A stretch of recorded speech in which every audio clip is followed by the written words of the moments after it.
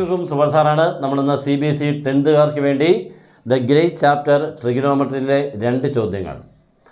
പുതിയ ക്വസ്റ്റൻസുകളാണ്, പുതിയ മെത്തേഡുകളൊക്കെ നമ്മളൊന്ന് കാണിക്കുന്നുണ്ട്. എല്ലാവരും ശ്രദ്ധിച്ചിരിക്കണം.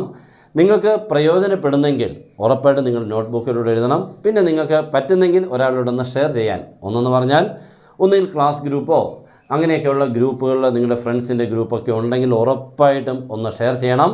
ഇഷ്ടപ്പെട്ടാൽ മാത്രം, ഇഷ്ടപ്പെട്ടില്ലെങ്കിൽ ഒരാവശ്യമില്ല. ഓക്കെ. പിന്നെ നമ്മൾ ഓൺലൈൻ ക്ലാസ് ഉണ്ട്, ജോയിൻ ചെയ്യാം. നിങ്ങൾക്ക് വേണ്ട എല്ലാ ക്ലാസ്സുകളും with including case study questions, MCQ tricks ഇതെല്ലാം ഉൾപ്പെടെയുള്ള ക്ലാസ് കിട്ടും. 1 ഇയറിന് നമുക്ക് ഇത്രമേ ഉള്ളൂ, ഇനിയുള്ള സമയത്തിന് ഇത്രമേ ഉള്ളൂ കേട്ടോ. നേരത്തെ ഇത് നമുക്ക് ഇതിന് ഇത്രയായിരുന്നു, ഇപ്പോൾ ഇത്രമേ ഉള്ളൂ. ഓക്കെ, ജോയിൻ ചെയ്യാം. നിങ്ങൾക്ക് എല്ലാ കാര്യങ്ങളും കിട്ടും. എക്സാമിന് വേണ്ട എല്ലാ സിമ്പിളായിട്ടുള്ള മെത്തേഡ്സിൽ കൂടെയും എക്സ്ട്രാ ക്വസ്റ്റ്യൻസുകൾ ഉൾപ്പെടെയുള്ള ക്ലാസ്സാണ് തരുന്നത്. ഓക്കെ, അപ്പോൾ നമുക്ക് ടൈം കളയണ്ട, സ്റ്റാർട്ട് ചെയ്യാം. ക്വസ്റ്റ്യൻ എല്ലാവരും ഒന്ന് വായിക്കുക. If 3x is equal to cosec theta, 3/x is equal to cot theta. അങ്ങനെയാണെങ്കിൽ 3 × x² - 1/x². ഇതിൻ്റെ ആൻസറാണ് കണ്ടുപിടിക്കേണ്ടത്. ഓക്കെ, ഫൈൻഡ് എന്നോ ചിലപ്പോൾ ഓപ്ഷൻസ് ആയിട്ട് ഒക്കെ തരാം. അപ്പോൾ നമുക്ക് സ്റ്റാർട്ട് ചെയ്യാം. ഇങ്ങനെയുള്ളതിനെ കുറേ ചെയ്ത് പഠിക്കണം. മാത്സ് നിങ്ങൾക്ക് ഈസി ആക്കണം, മാർക്ക് വാങ്ങണമെന്ന് മനസ്സിൽ ആഗ്രഹം കൊണ്ട് നടന്നിട്ട് ഒരു കാര്യമില്ല. ഇവിടെ എല്ലാവർക്കും കാശുണ്ടാക്കണം എന്നുകൊണ്ട് ആഗ്രഹിച്ച് നടന്നിട്ട് കാര്യമുണ്ടോ? അതിന് പണിയെടുക്കണം, വർക്ക് ചെയ്യണം. ഓക്കെ, ഇവിടെ അത്രയേ ഉള്ളൂ. ചെറിയ ജോലി ചെയ്യണം. ഓക്കെ, ആ ജോലി എന്താണെന്ന് പറയാം, ശ്രദ്ധിക്കുക. ഇപ്പോൾ 3x ഈസ് ഈക്വൽ ടു ആരാമനെ കൊസീക് തീറ്റ അല്ലയോ? അങ്ങനെയാണെങ്കിൽ ഞാൻ കണ്ടോ, ഇവിടെ കണ്ടോ x² ഉണ്ടല്ലോ. ഈ ഇവിടെ x ഉള്ളപ്പോൾ x² ആകണമെങ്കിൽ സ്ക്വയർ ചെയ്യണം. ഞാൻ അപ്പുറം ഒന്ന് സ്ക്വയർ ചെയ്യണേ. സ്ക്വയർ ചെയ്യാന്ന് പറഞ്ഞാൽ ഇതാണ് ഇങ്ങനെ, അപ്പുറം ഇപ്പുറം സ്ക്വയർ ചെയ്യുമ്പോൾ ഇത് 9x² equal to cosec square theta. Okay ആണല്ലോ. രണ്ടാമത്തേത് എന്താണ്? 3/x ആണ്. 3/x is equal to cot theta. 3/x അപ്പുറം ഇപ്പുറം സ്ക്വയർ ചെയ്യുമ്പോൾ 9/x² equal to cot squared theta. Okay ആണെന്ന് തോന്നില്ലയോ? മനസ്സിലായെന്ന് തോന്നില്ലല്ലേ? രണ്ടെണ്ണം ചുമ്മാ സ്ക്വയർ ചെയ്തു.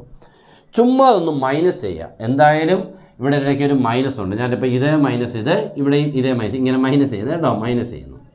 അപ്പോൾ ലെഫ്റ്റ് തമ്മിൽ മൈനസ് ചെയ്യണം, റൈറ്റ് തമ്മിൽ മൈനസ് ചെയ്യുമ്പോൾ 9x² - 9/x².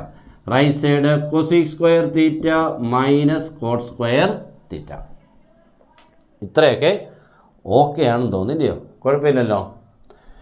ഇവിടെ ഈ റൈറ്റ് സൈഡിനെ കണ്ടിട്ട് എന്തോ പരിചയമുണ്ടല്ലോ മോനെ. റൈറ്റ് സൈഡ് എന്താണ്? Cosec square theta minus cot square തീറ്റ 1 ആ മോനെ. അപ്പോൾ 9 ഇവിടെ നമുക്ക് കോമൺ എടുത്താൽ 9 × x² - 1/x². 9x², 9/x². 9 taken as common in bracket, we get x² - 1/x² is equal to right side becomes 1. Okay, thus this we get 9 × x² - 1/x² equal to 1. Therefore x² - 1/x², x² - 1/x² equal to 1/9. ഇതാണ് നമ്മുടെ answer. Okay, 1/9. ചിലപ്പോൾ നമുക്ക് ഇവിടെയൊക്കെ number തരാം. ഇവിടെ ഇപ്പോൾ വെറും cosec തീറ്റയും വെറും കോട്ട് തീറ്റയിലും ചിലപ്പോൾ 2 കൊസീക് തീറ്റ എന്നൊക്കെ ഉണ്ടായേക്കാം.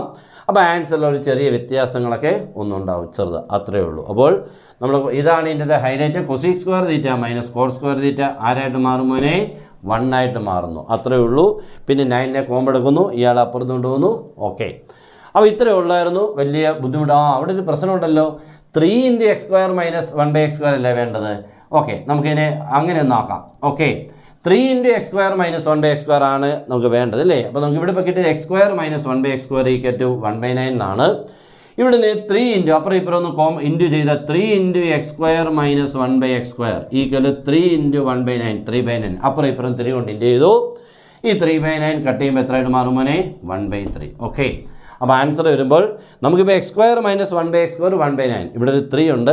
അപ്പോൾ 3 × x² - 1/x² എന്ന് പറയുമ്പോൾ 3 × 1/9, 3 × 1/9 1/3. Okay, final answer is 1/3. Okay ആണല്ലോ. അപ്പോൾ ആ ക്വസ്റ്റ്യൻ നമുക്ക് കംപ്ലീറ്റ് ആയി. ചിലപ്പം ഇങ്ങനെ 3 ഉണ്ടാവാം, ചിലപ്പോൾ ഇത് മാത്രമായിട്ടുണ്ടാവുക കേട്ടോ എക്സാമിന് കേട്ടോ. 3 ഉണ്ടെങ്കിൽ ഇങ്ങനെ ഒന്ന് x² - 1/x² ആക്കിയിട്ട് അപ്പുറം ഇപ്പുറം ഇവിടുത്തെ നമ്പർ ആരാണ് അതുകൊണ്ട് ഇൻറ്റു ചെയ്തേക്കണം. ഇതിപ്പോൾ 5 ആണെങ്കിൽ അപ്പുറം ഇപ്പുറം 5 കൊണ്ട് ഇൻറ്റു ചെയ്യണം. 7 ആണെങ്കിൽ 7, അത്രയേ ഉള്ളൂ. ഓക്കെ, ഇനി നോക്കിക്കേ മറ്റൊരെണ്ണം. 3 tan θ. 3 tan θ ഈസ് ഈക്വൽ എത്ര മോനെ? 7. അങ്ങനെയാണെങ്കിൽ 5 sin θ - 4 cos θ divided by 2 sin θ + 6 cos θ. അപ്പോൾ ഇത് ആക്ച്വലി നമ്മൾ ചെയ്യുമ്പോൾ 3 tan θ = 7 ആണെങ്കിൽ അവിടെ നമ്മൾ tan θ = എത്ര എന്ന് കിട്ടും മോനെ? 7/3 അല്ലേ? എന്നിട്ട് നമ്മൾ സാധാരണ ചെയ്യുന്നത് എന്തോ tan θ നിന്നും sin θയും cos θയും ഒക്കെ കണ്ടുപിടിക്കും. ഇത് ഓപ്പോസിറ്റ് ബൈ അഡ്ജസൻറ്റ് സൈൻ നമ്മൾ ആദ്യം ഫസ്റ്റ്ലി ഹൈപ്പോട്ടന്യൂസിനെ കണ്ടുപിടിച്ചിട്ട് sin θ കണ്ടുപിടിക്കും, cos θ കണ്ടുപിടിക്കും. അത്രയും വേണ്ട, അത്രയും അടുത്തൊന്നും പോകണ്ട. ഓക്കെ, ഇങ്ങനത്തെ ഒരു പ്രത്യേകതയുള്ള ക്വസ്റ്റ്യൻ ആണ് കേട്ടോ. എല്ലാവരുടെ സൈനും കോസും ഒക്കെ ഉണ്ടല്ലോ, ഉള്ളതുകൊണ്ട് നമുക്ക് ഇങ്ങനെ എഴുതാം. ടാൻ എന്ന് പറഞ്ഞാൽ ആരാ മോനെ? sin θ ഡിവൈഡഡ് ബൈ ആരാണ്? cos θ. Okay, sin θ divided by cos θ ആണല്ലോ.